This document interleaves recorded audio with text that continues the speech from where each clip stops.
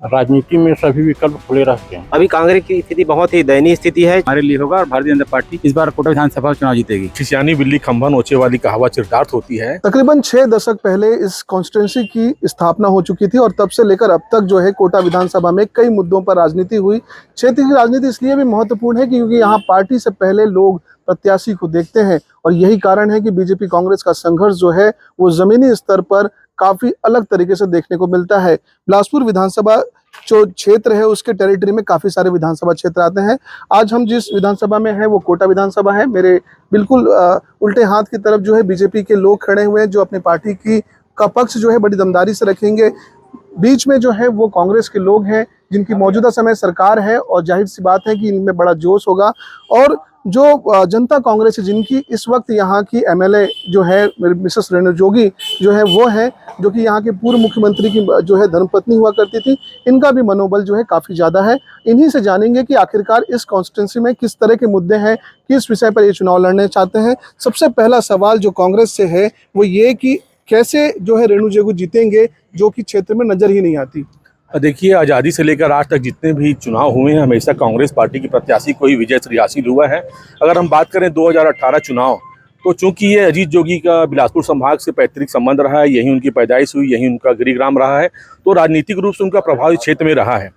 2018 में राजनीतिक समीकरण बदले और कांग्रेस पार्टी से अलग होकर उन्होंने अपनी एक पार्टी बनाई, तो सिर्फ कोटा विधानसभा नहीं बल्कि बिलासपुर संभाग के बहुत सारी सीटों पर उनका प्रभाव देखने को मिला। जी, तो ये क्या सिर्फ मुख्यमंत्री के प्रभाव की वजह से जीत गई या इधर इनका कोई अपना भी जो है जो केंद्र था यहाँ पे? नहीं, जोगी परिवार का तो ये बिलासपुर जिला गृहग्राम जैसा कि बताए तो उनका प्रभाव तो स्वाभाविक है कि इस संभाग में रहेगा ही।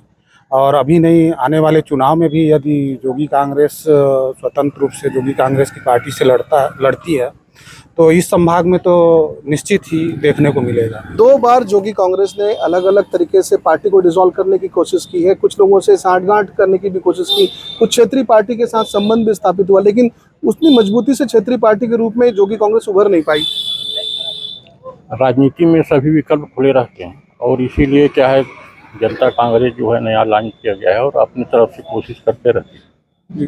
तो लगातार कोशिश जो है वो जनता कांग्रेस करती है, लेकिन बीजेपी एक महत्वपूर्ण हिस्सा हो जाता है। बीजेपी के लिए यहाँ खाता खोलना, यहाँ से कैंडिडेट को जिताना शुरू से कठिन रहा है। तो क्या लग रहा है इस सर्कमस्टेंसेस में, इन तरह की परिस्थितियों में क्या कुछ बनेगा यहाँ पे जो कांग्रेस के लिए? अभी कांग्रेस की स्थिति बहुत ही दयनीय स्थिति है क्योंकि हमारा कोटा विधानसभा जो क्षेत्र था यह कांग्रेस का गढ़ था। यह उनकी विफलता के कारण ही सम्माननीय रेणु जोगी जी जो हैं वर्तमान विधायक हैं, ये निश्चित ही हमारे बीजेपी के लिए बहुत बड़ा। बीजेपी की विफलता नहीं है, कांग्रेस से तो वो डिपार्ट होकर जीत जा रही थी। क्योंकि हम तो फोकस करेंगे कांग्रेस के ऊपर क्योंकि कांग्रेस का परंपरागत ये सीट था। अब कांग्रेस कहीं न कहीं कोई न कोई मुद्दे को लेकर यहाँ से हारी है। विभोर सिंह के बारे में क्या कहेंगे, जिनका वोट बैंक तो काफी तैयार था लेकिन वो हार गए? विभोर सिंह प्रशासनिक अधिकारी थे, चूँकि जनता के बीच में उनका छवि नहीं था। और अधिकारी होना अलग चीज़ है, राजनेता होना अलग चीज़ है।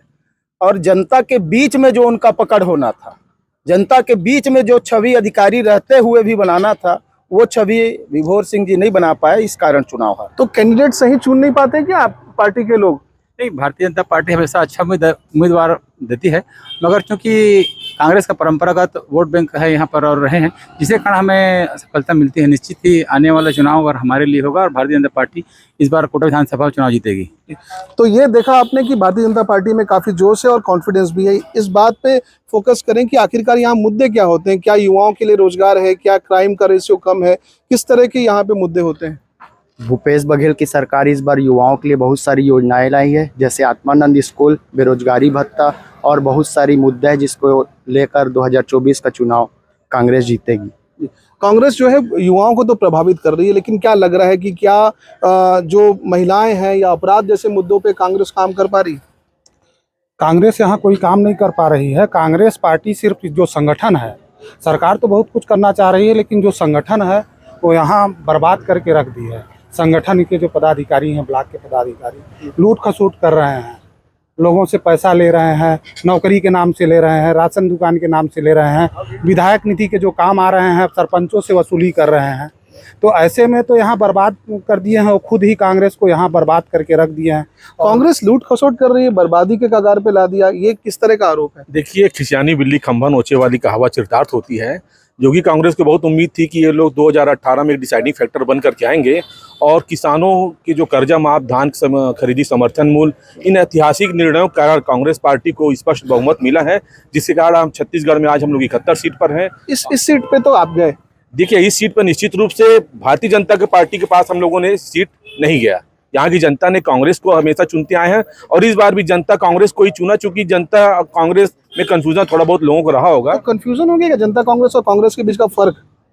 बहुत कुछ 20-25% मान सकते हैं कि कन्फ्यूजन था कांग्रेस का और उसमें का।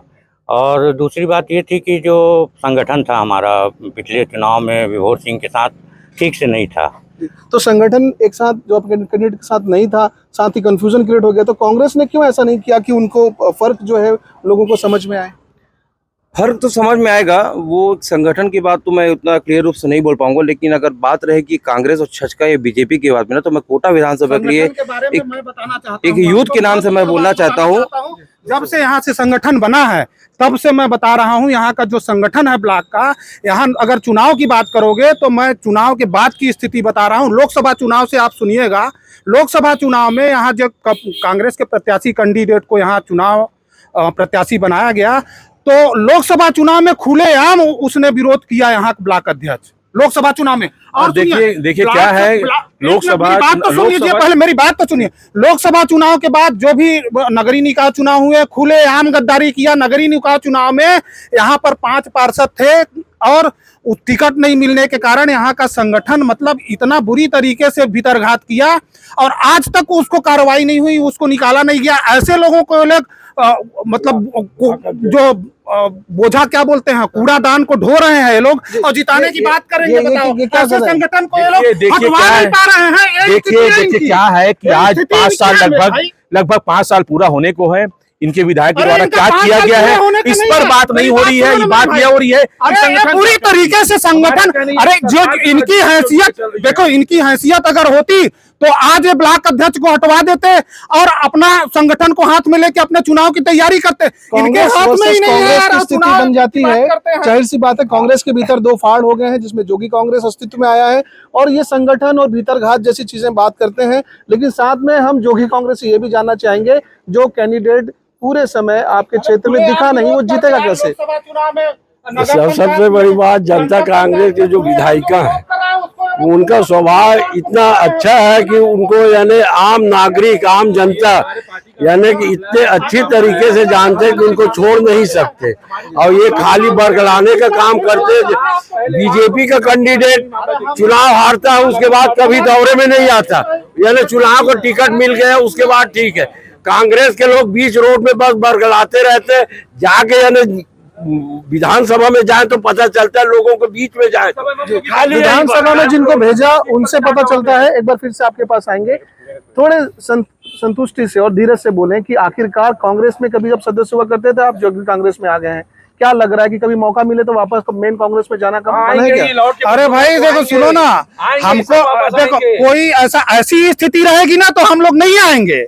ऐसी स्थिति रहेगी तो हमको तो कोई ले ही नहीं सकता। ऐसी स्थिति रही तो नहीं आएंगे कह रहे हैं, आप क्या कहते हैं कि वेलकम करेंगे अगर आ गए तो? देखिए, हम तो पता है कि जनता कांग्रेस के जितने भी हमारे साथी हैं भटके हुए हैं, ये थोड़ा सा इनको बहका दिया गया है, बरगला दिया गया है और हमें पूरा विश्वास है कि सुबह का भूला अगर शाम तक घर आ जाता है तो उसको भूला नहीं कहते। हमारे सभी साथी कांग्रेस पार्टी में आएंगे और ये जो भूला है वो कहीं और भी तो जा सकता है। नहीं जाएंगे ये बीजेपी के पास भी तो आ सकते हैं।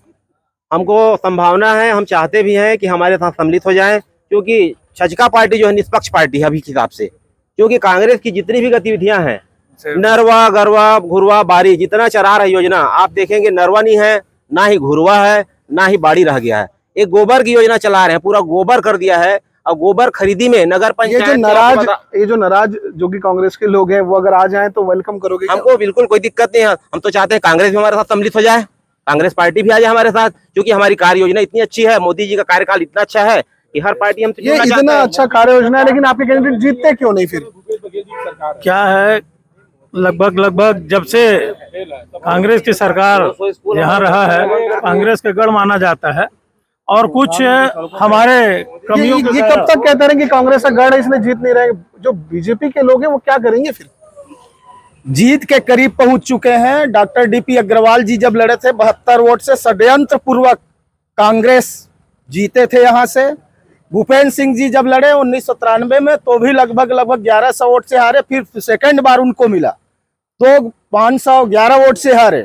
और इस बार भारतीय जनता पार्टी का विधायक कोटा विधानसभा में बनेगा और ऐतिहासिक जीत भारतीय जनता पार्टी की होगी। प्रदेश में भारतीय जनता पार्टी का सरकार भी बनेगा। ये प्रदेश में भी सरकार जो है बीजेपी की बन जाएगी, साथ ही ये भी देखा जा रहा है कि वो जीत का दावा तो कर रहे हैं फिर से। देखिए 2018 जैसे त्रिकोणीय मुकाबले में अगर ये लोग नहीं जीत सकते तो मुझे पूरी उम्मीद है कि भविष्य में जिंदगी में कभी भी भारतीय जनता पार्टी ये सच में जीतेंगे कि नहीं?